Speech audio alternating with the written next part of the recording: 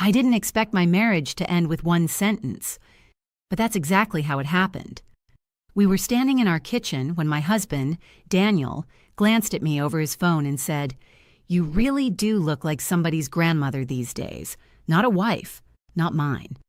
No laugh, no softening, just the truth he'd been waiting to spit out. Then he told me he was flying to Greece with his secretary because he needed a break from this. And by this, he meant me. He packed that night, humming like a man who'd won something, never looking at me once. But I didn't break. A door inside me shut, quietly and permanently. And that's where my story actually begins. Before I go on, let me introduce myself properly. My name is Marian Doyle, and if you're listening right now, tell me where you're watching from. I've learned that women from all across the country, Florida, Montana, New Mexico, you name it, have lived different versions of the same story. And maybe you'll hear a piece of yourself in mine. I'm 68 years old, born in Pennsylvania, raised in Ohio, settled in North Carolina after Daniel's job moved us here nearly 20 years ago. I've spent most of my adult life supporting his ambitions, holding our home together, and keeping our marriage steady through the storms nobody else ever saw. For a long time, our home looked picture perfect from the outside. A modest brick house, a trimmed yard, a marriage that seemed stable. We weren't wealthy, not then, but we were comfortable, and we were partners. True partners. At least I thought so. But something changed when Daniel's business started doing well. He got a taste of success, and it went straight to his head. Calls started stretching into late evenings. Work dinners became routine. He bought a nicer car, then a pricier watch, then new suits. I didn't mind the spending. We could afford it. What bothered me was the way he carried himself, like he was rising and I was holding him down. Over the years, his words grew sharper. Little comments at first. "You never dress up anymore. Try not to look so tired when we go out. Lauren knows how to stay polished. You could learn from her." I brushed them off. Wives do that sometimes. We excuse the ugly things because we remember the good man he used to be. But the insult in the kitchen, that was something else. That was deliberate. That was a man who had already rewritten our marriage in his head and cast me as an inconvenience he was dragging behind him. When he walked out that door, suitcase rolling behind him, something inside me stopped begging to be seen. I didn't want him to look at me anymore. I wanted justice. I wanted dignity. And most of all, I wanted my life back. So when he boarded that plane with his secretary, he had no idea that the woman he left behind was not the same woman he spent years diminishing. He had no idea I was about to take everything he thought I was too weak, too old, too soft to handle. And this is where everything shifts. When Daniel's plane lifted off for Greece, the house felt unnaturally quiet. Not peaceful, just stripped. Like someone had walked through my life with a pair of scissors, cutting out pieces I didn't realize were holding me upright. I sat at the kitchen table that first night, staring at the empty chair across from me. And for the first time in years, I let myself tell the truth. Our marriage hadn't been fine for a long time. It had simply been functioning. People assume long marriages dissolve suddenly, but they don't. They erode in slow motion. A joke here, a dismissal there, a look that lasts too long, a silence that grows too heavy. My marriage to Daniel was no different. In the early years, we were solid. I met him when I was 22, working at a small insurance office. He was charming back then, steady, hardworking, ambitious in a grounded way. We built a life from scratch. First rental apartment, old furniture, hand-me-down dishes, weekend jobs to make ends meet. We raised 2 kids who grew into decent adults. We overcame the same hurdles most couples face: layoffs, hospital visits, tight Christmases, disagreements that lasted too long but eventually passed. Nothing about our story was dramatic. It was ordinary, familiar, American. But something in him shifted around his mid-50s when his business started to thrive. He began traveling more, dressing better, speaking with a tone that suggested he'd outgrown the life he built. It wasn't overnight. It was gradual, subtle enough that I didn't feel it fully until it pressed down on me. He started comparing me, casually, carelessly, to younger women he worked with. "You should try wearing your hair like hers. Lauren's very disciplined about her diet. You'd look great if you put in a bit of effort again." That last word, again, always stung, as if I'd somehow stopped being a woman and become a piece of old furniture he couldn't figure out how to throw away. I didn't recognize it as disrespect at first. I recognized it as aging, the kind no one warns you about, the kind where the person you devoted your life to starts treating time like it happened only to you. There were smaller moments, too, ones that didn't matter until, suddenly, they did. Like how he'd take phone calls in the other room, or how his business trips became conveniently longer, or how he always seemed slightly more alive when talking about work than anything at home. But the real shift, the one I couldn't ignore, came 3 months before the Greece trip. A friend of mine sent me photos she found online from one of Daniel's conferences. In 2 different pictures, Lauren, the secretary, stood right beside him, closer than any employee should be. Hand on his arm in one, laughing up at him in another. He didn't look uncomfortable. He looked proud. My stomach dropped, but still, I didn't accuse him. I didn't confront him. I didn't want to be the paranoid wife. Instead, I tucked the feelings down where I kept everything else. For later, for when I could think clearly. Then came the comments, the dismissiveness, the little smirks when I walked into a room, the way he seemed annoyed by my existence, like he was tolerating me until he could justify something else. I didn't tell anyone. I didn't want pity. I didn't want advice. I didn't want anyone saying, "Leave him," because after 32 years, leaving isn't a quick decision. It's a dismantling. It's a funeral for a life you built. But the Greece announcement, that tore whatever thread was holding me to the old version of him.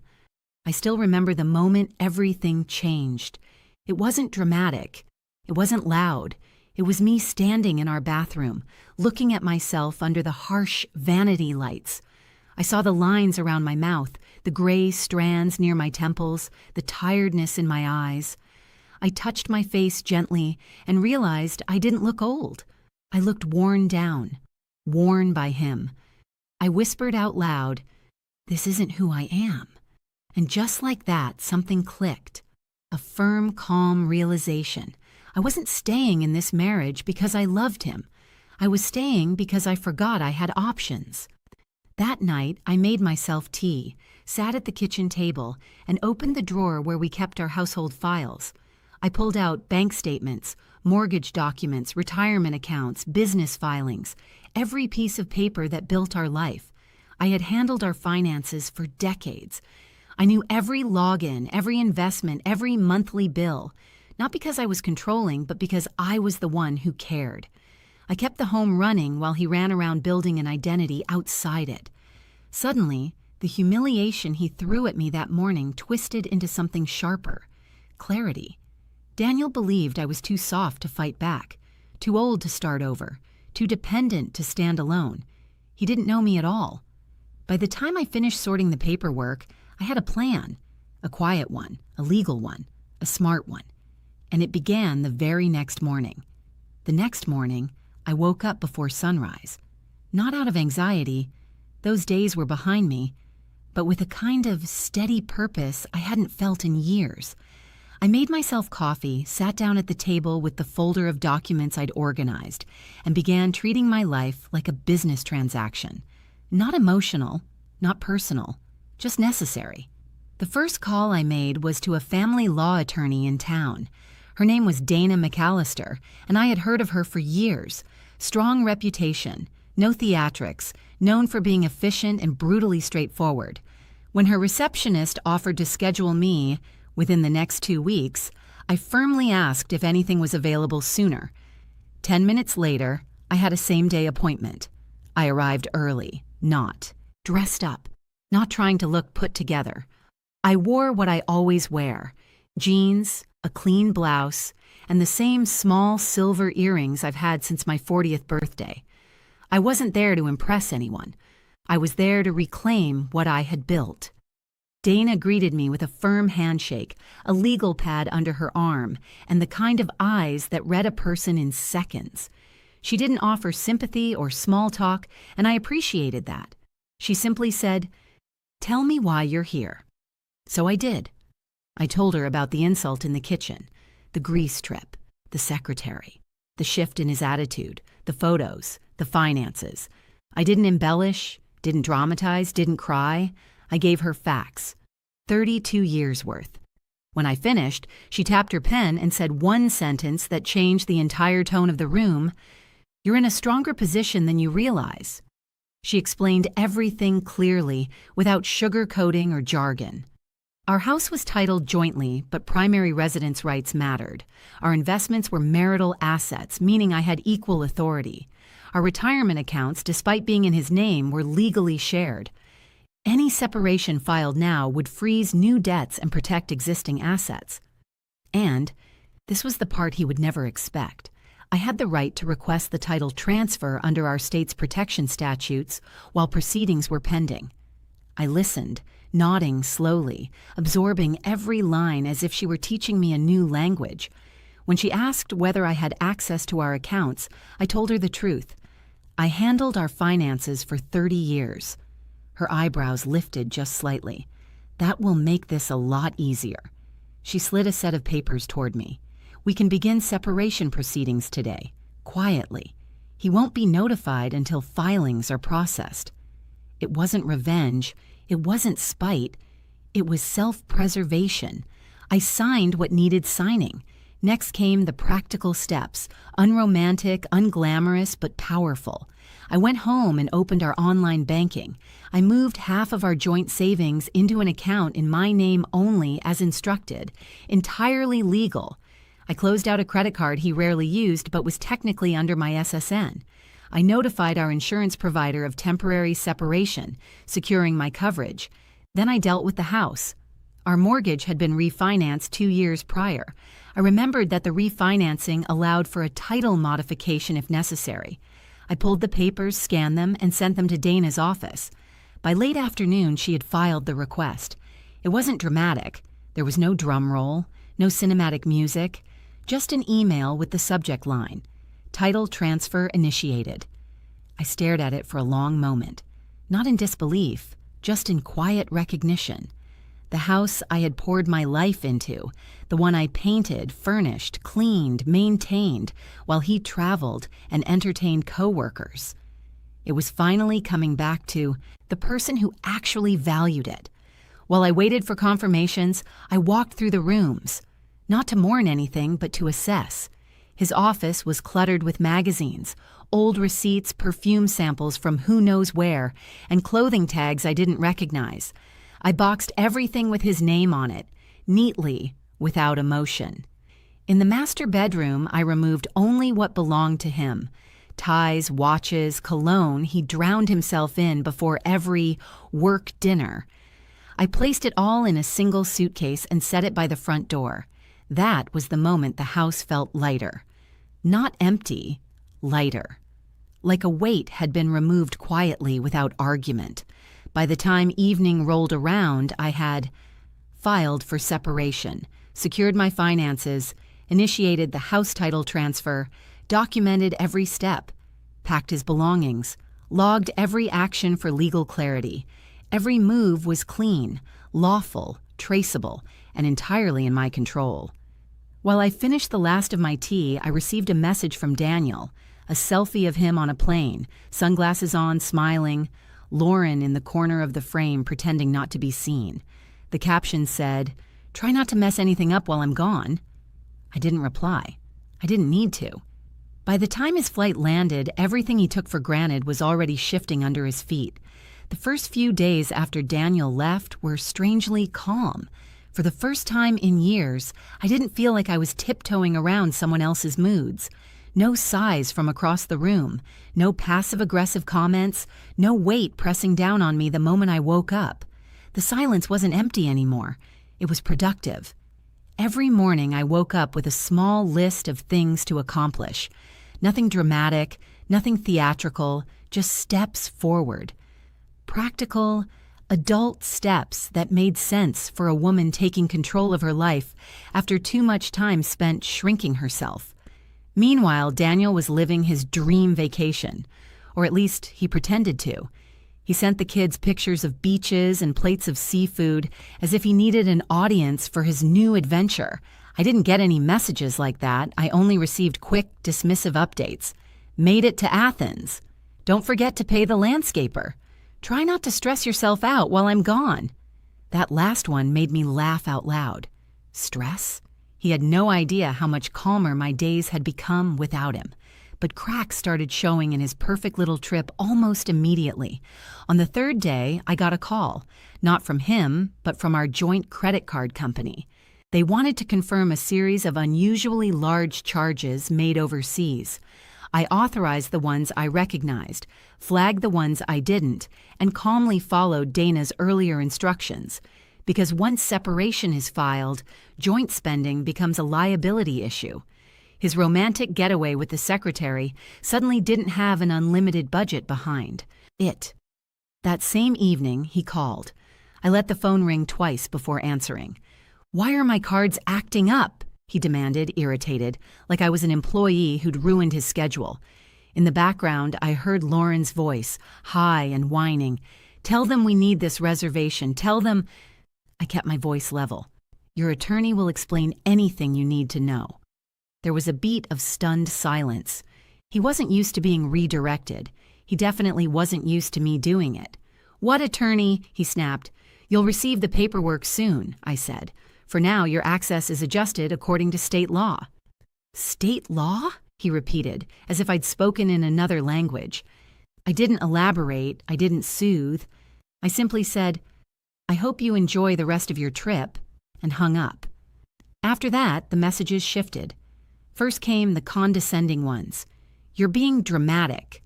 This is unnecessary. You're overreacting to a joke." Then the irritated ones. "I can't book anything. Why did the hotel say there's an issue? Fix this." Then slowly the panicked ones. "Call me. We need to talk. Answer your phone."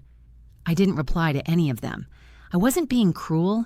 I was simply done being his safety net. While his vacation unraveled, my life settled into something steady and strangely satisfying. I began walking every morning, circling our neighborhood while the sun was still low, not to lose weight or impress anyone, just to breathe fresh air without feeling guilty for taking up space. I stopped skipping breakfast. I stopped apologizing to myself for being tired or needing rest. I cleaned out rooms that hadn't been truly organized in years. I opened the windows. I let the house smell like citrus cleaner and fresh air instead of Daniel's cologne that clung to every hallway. I also rekindled friendships I'd slowly abandoned because Daniel never liked my friends. He said they were too loud or too nosy, when in reality they simply had opinions. Women my age always do. We've earned them. My friend Linda came over with homemade peach cobbler one afternoon. She took one look around and said, "This house feels different." "It is different," I answered. We didn't discuss the Greece situation much. Women our age know how to read silence. They know when not to pry. They know when a woman is rebuilding herself piece by piece. The beauty of those days was the clarity. I wasn't reinventing myself. I wasn't trying to be younger or prettier or more desirable. I was just finding the woman I tucked away to keep a man comfortable. But Daniel? His trip continued downward. He called again a week in, this time from what sounded like a busy street in Athens. "This place said my card is declined," he barked. "This is humiliating. What did you do?" "I followed legal advice," I replied calmly. "Everything happening now is within the law." "You're punishing me," he said. "No," I said. "I'm protecting myself." He inhaled sharply, offended in a way only men who never expected consequences can be. Then he ended the call. I knew then that the power dynamic had shifted, not through revenge, not through anger, through simple, grounded action, through the truth catching up to him. By the time his 2-week trip was coming to an end, I felt stronger, not newer, not different, just restored. My voice was steady, my sleep deeper, my mind clearer. And somewhere on the other side of the world, Daniel was preparing for a return he didn't realize would be the end of the life he took for granted. His downfall didn't need a catastrophe, it just needed accountability. And accountability was waiting for him on my front porch. Daniel came home on a Thursday afternoon.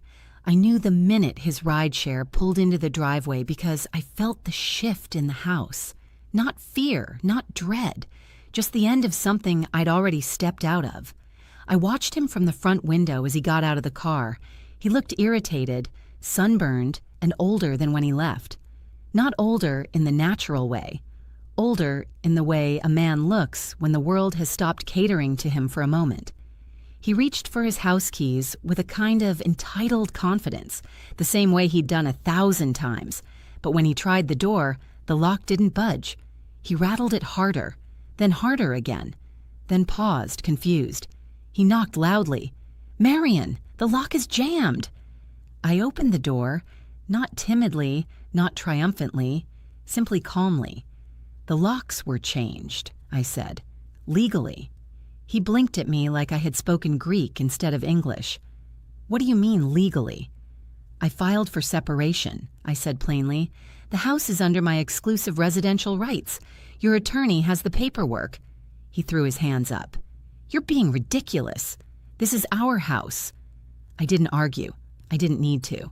Instead, I stepped aside and pointed to the small suitcase I had packed weeks earlier, his belongings neatly folded and placed by the door. "You can take this," I said. "Anything else will be handled through your attorney." His face turned a shade darker. "You had no right to touch my things." "I had every right," I replied, still calm. "The law supports the primary resident spouse maintaining the home during separation. You abandoned residence when you left for Greece." He hated hearing his own actions spoken back to him so plainly. He tried a different tactic, the one he used whenever he wanted to regain control. He softened his voice. "Marion, come on, let's not do this. I know you're hurt. I shouldn't have said what I said that day. It was a joke." "A joke you meant," I said. He didn't deny it. He sighed dramatically. "Look, I just needed a break. You take everything so seriously, and I didn't leave. I just wanted space." "Space you filled with your secretary," I answered. His jaw tightened. "You've been talking to people." "No," I said. "I've been paying attention." He huffed, running a hand through his hair. "Okay, fine. I admit I handled things poorly. But this..." He gestured toward the locked door, the packed suitcase. "This is extreme." I stepped outside and closed the door behind me, leaving the house safely secured behind my back. "This isn't extreme," I said evenly. "This is accountability." He scoffed. "Don't talk to me like you're some kind of saint. You've lived off my hard work for years." That was when I saw it clearly. The man he had become. Not stressed, not lost, just arrogant, assumptive, blind to the labor that holds a marriage together when one partner stops contributing to anything but his own ego. "I didn't live off your hard work," I said. "I supported it. I raised our kids. I kept the home functioning. I managed every bill, every repair, every obligation. While you built your success, I built the life that allowed you to pursue it." He didn't like the truth. Men who rely on unpaid labor rarely do. He forced a laugh. "So what now? You think you can just cut me out of everything?" I handed him a sealed envelope. Inside were copies of the filings, the separation documents, the financial statements, the title transfer confirmation, the asset division notes. He flipped through them quickly. The more he read, the tighter his mouth became. "This is insane," he muttered. "You're doing this because I said you look like someone's grandmother?" "No," I said. "I'm doing this because you stopped treating me like your wife years ago, and because I finally realized you thought I'd never do anything about it." He stepped closer, lowering his voice as if proximity would regain power. "You're going to regret this." I looked him straight in the eye. "I regret staying silent for as long as I did. Nothing else." For a moment, the only sound was the wind moving through the trees. Then something unexpected happened. One of our neighbors, Mr. Jacobs, stepped out of his yard holding his mail. He'd clearly heard the raised voices. He didn't stare rudely. He just paused long enough for Daniel to realize someone was watching. Public embarrassment is a bitter pill for men like him. Daniel swallowed hard. "Give me my keys," he demanded quietly. "They're invalid," I replied. "Your attorney will arrange supervised access for anything you need." His face twisted, caught between outrage and disbelief. He grabbed the suitcase, nearly tripping over the bottom step, and stormed toward the car. He didn't slam the door. He didn't shout. He just drove off with the look of a man who finally understood he no longer had control over the life he took for granted. I watched his car disappear down the street. The air felt lighter. The house behind me felt like mine for the first time in decades, not out of spite, out of peace. The evening after Daniel drove away, I stood in the center of the living room and felt something I hadn't felt in years. Stillness. Not the uncomfortable silence of an unhappy marriage, but genuine quiet. The house didn't feel tense. It didn't feel cramped. It just breathed. I made myself a cup of tea, sat on the couch, and listened to the soft hum of the refrigerator and the distant sound of cicadas outside. Ordinary noises, but they felt different now. They sounded like mine. I didn't spend the night replaying the confrontation or second-guessing myself. I didn't wonder if I had been too harsh or too cold. I simply existed in my own home without walking on emotional eggshells. That alone was more relief than I expected. The next morning, an email from my attorney waited in my inbox. Clean, factual, and confirming everything was on track. The title transfer was progressing, the filings were moving through the system, and the temporary financial protections were active. No drama, no surprises, just the quiet machinery of the legal process doing what it was supposed to do. I read the email twice, then closed my laptop with a calm exhale. I had done everything right. Every step was above board, advised, documented, and legal. I hadn't acted out of emotion. I had acted out of clarity. Meanwhile, Daniel was discovering the consequences of believing he was untouchable. He called that afternoon twice. I let both calls go to voicemail. When I finally listened later, his tone had changed again. Voicemail number 1. "Marion, we need to talk. You're blowing this out of proportion. Call me back." Voicemail number 2. "I don't understand what the bank is saying. Why is there a freeze? What is all this paperwork? I need answers." He still spoke like I was the household manager who owed him explanations. I didn't respond. Boundaries aren't built with yelling. They're built with silence. 2 days later, I received a message from Dana. He had contacted an attorney. His legal counsel would now communicate with her office. Good. That was exactly how it needed to be. No emotional confrontations, no sudden appearances at my door, no dramatic scenes, just professionals handling a situation that should have been addressed years earlier. Around this time, bits and pieces of Daniel's post-Greece aftermath trickled back to me through quiet channels.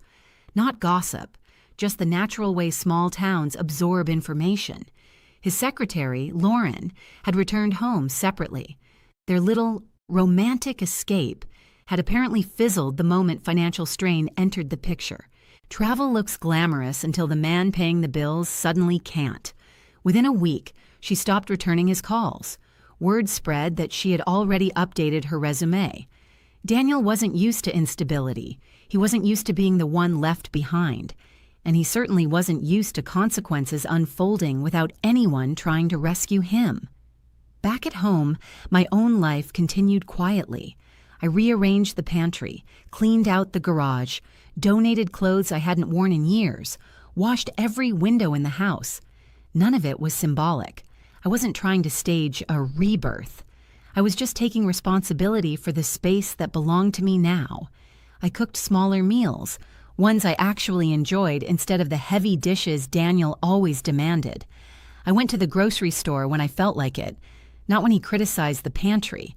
I started reading in the evenings again, something I had abandoned because he always turned the TV up too loud. Every task felt steady, grounded, like rediscovering a rhythm I didn't realize I'd lost. I also slept better, not deeper, just cleaner, without tension settling in my shoulders, without wondering when the next sarcastic remark would come, without bracing myself for his moods. It was remarkable how quickly peace settled in once the source of unrest was gone. Near the end of the week, I received one more voicemail from Daniel. This one was different, quieter, deflated, edged with a hint of panic he was trying to hide. Marian, I don't know what you're thinking, but this isn't right. The accounts are different. The investments, everything's changed. I don't know what you're planning, but you can't just take everything. We built this together. That line, we built this together, would have angered me once. But now, I only felt clarity. He didn't mean we built this together. He meant I built it, and you supported me like a shadow. He still hadn't realized how much of his stability was built on the quiet, relentless work I did behind the scenes. I deleted the voicemail, not out of spite, out of closure. By Sunday, a full week after his return, everything was in motion. My legal position was solid, my home was secure, my finances were protected, and Daniel was learning that abandonment comes with consequences, especially when the woman you underestimated stops absorbing the damage. I didn't need revenge, I didn't need drama, I didn't need an apology, I just needed my dignity back, and I had it. The final chapter was waiting, simple, clean, and deserved. The final stretch of the separation process didn't arrive with dramatic fireworks or emotional outbursts. It came with paperwork, signatures, and the steady unfolding of consequences Daniel never believed would reach him. A month after he returned from Greece, I sat across from my attorney in her quiet office while she went through the finalized terms. The window beside her desk overlooked the courthouse lawn, where leaves had started turning. It was an ordinary day, one of those calm, mid-season mornings where the world feels steady. Dana glanced through the file she had assembled and said, "Everything came through. You're fully protected." Protected. A word no one had offered me in years. She reviewed each point carefully, ensuring I understood. The house, fully mine. The joint investments liquidated and divided according to law, with my share secured. The retirement accounts split fairly and in my favor due to my years of unpaid domestic labor. Temporary support, approved until the full settlement. Debt responsibility, shifted away from me entirely. There was no drama in her voice, no sympathy, just the clear tone of a woman delivering the outcome I had earned through calm, consistent action. "Do you have any questions?" she asked. "Just one," I said. "Is it over?" She closed the folder. "Yes, it's over." When I left her office, I didn't feel triumphant. I didn't feel sad. I felt neutral, balanced, like a scale that had finally leveled after years of leaning too far to one side. I drove home with the windows down, letting cool air move through the car. It was the first time in a long time that I realized I wasn't rushing anywhere, wasn't bracing for anyone's mood, wasn't trying to predict someone else's reactions. I was just driving home to a house that belonged to me.